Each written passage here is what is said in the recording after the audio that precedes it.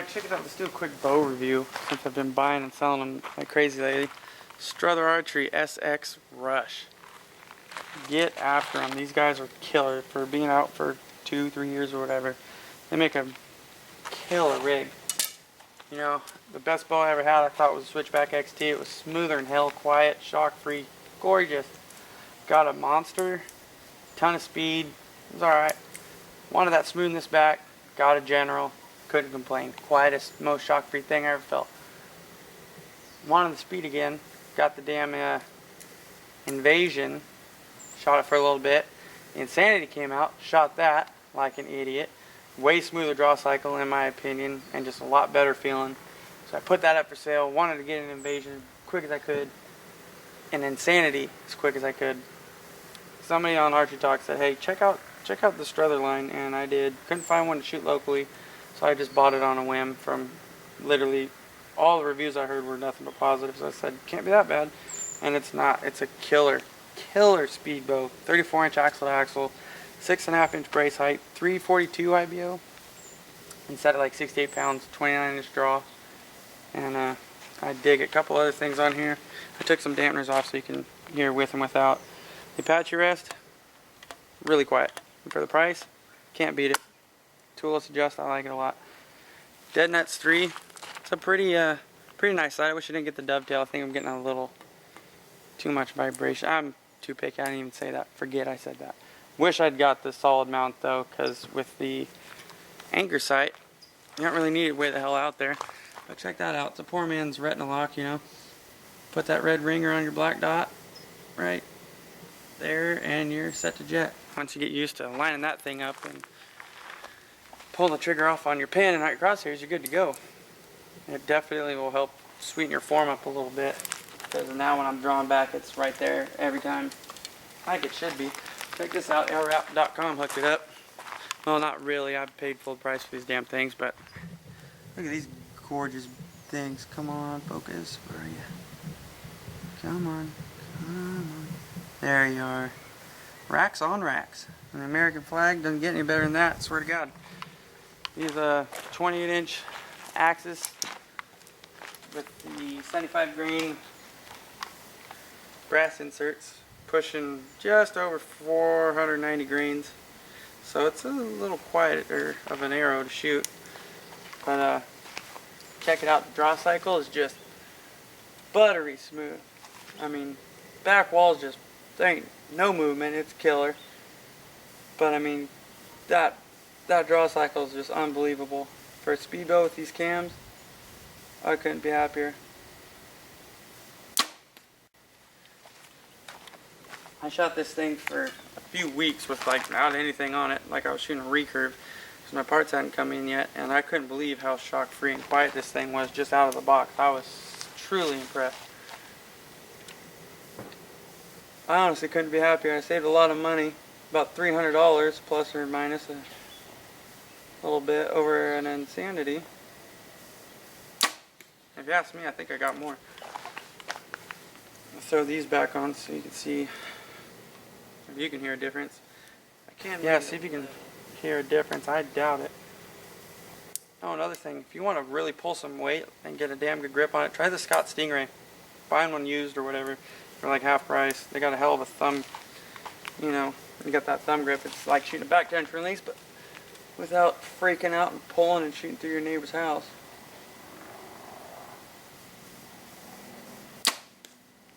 I guess it's a little bit quieter. Anyways, I like it a lot. I would check it out definitely if I was in the market for a new bow. I got this thing for $5 and a quarter on Archery Talk, 2012. I mean, come on. That's arrow on arrow. This thing's, once I got it sighted in, it's been just tack driving. Another thing, Ulmer Edge broadheads will shear the opening ears off with that set screw to lock the blades out. I like the idea, you know, using the exact same broadhead you're using to sight in with versus like the Rage where you have to spend 40 bucks for Rage and 30 bucks for practice tips. You get to shoot them, you know, the same damn broadhead you're going to shoot, take the set screw out and your deals will deploy and it's all good. Well, I shot under the block, hit a rock, my fault, ripped one of the ears off. But then just shooting into the hay bale yesterday, about 5 or 6 times I broke the other side off. So this is a absolutely worthless broadhead now, strictly for practice anymore. I wouldn't shoot the other ones, just in case. But yeah, I don't know. I didn't see too many videos on this thing when I was looking it up before I bought it. And I like watching and listening to them before I pull the trigger on anything, so here you go.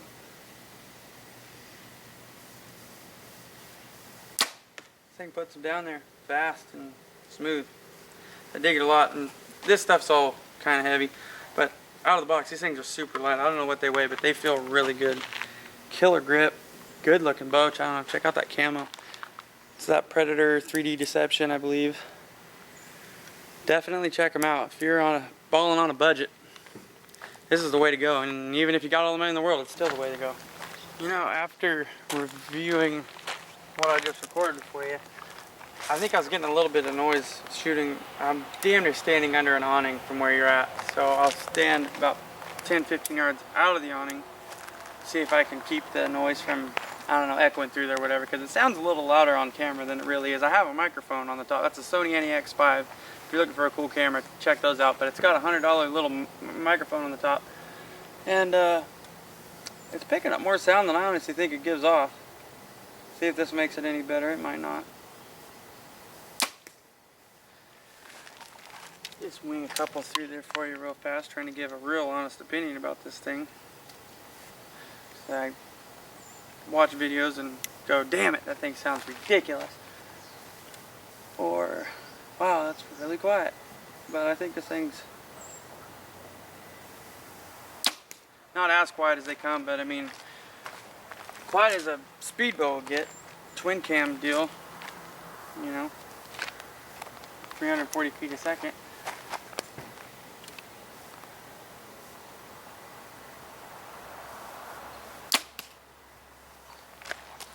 Yep.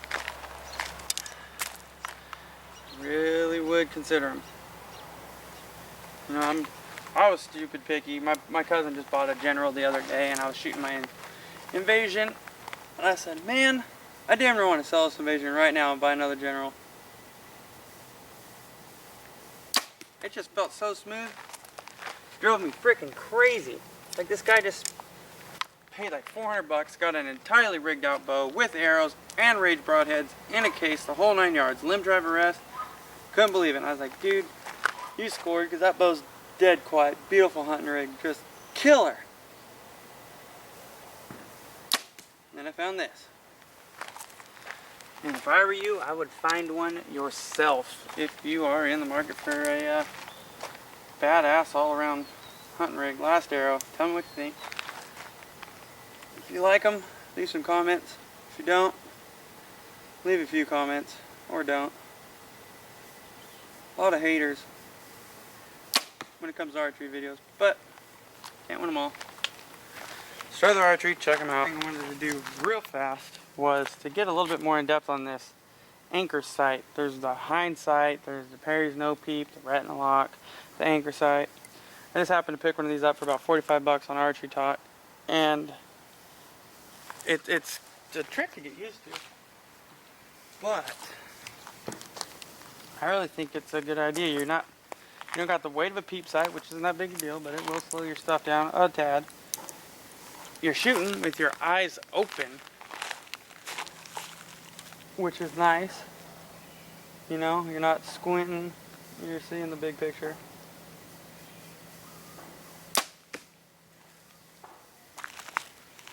In low light, it makes a big difference.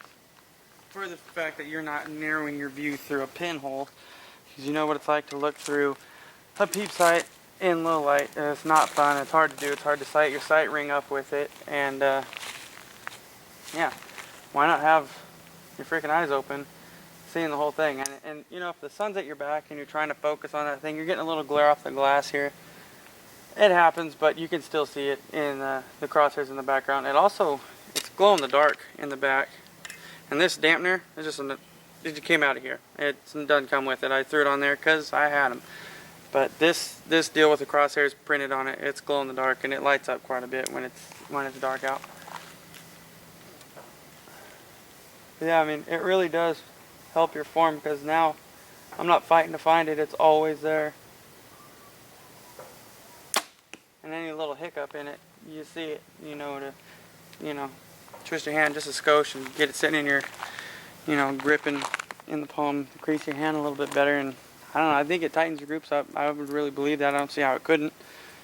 But I would definitely take a look at that if you're struggling with peep sights, or you just like the idea of it. It's the same thing as a retina lock, kind of. I mean, it's a lot bigger.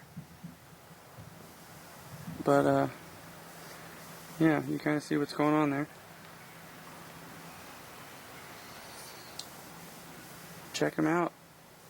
Look into that stuff. Don't be afraid to try new things. This is the whole thing for me was new. Third axis adjustment, second axis adjustment. The damn anchor sight, the whole bow. I'd never shot one of these before.